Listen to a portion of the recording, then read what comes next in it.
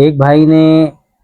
سوال یہ کیا ہے کہ اگر کوئی شخص کسی اور ملک میں دبئی، امریکہ یا سعودی عرب میں موجود ہے اور اہل خانہ پاکستان میں ہیں اور وہ یہاں فطرہ دینا چاہے،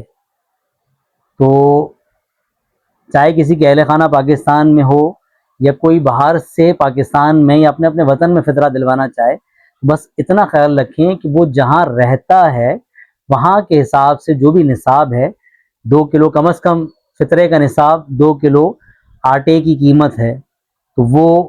وہاں کے حساب سے بھجوائے۔ یعنی اگر وہ پاکستان میں دینا چاہتا ہے اور رہتا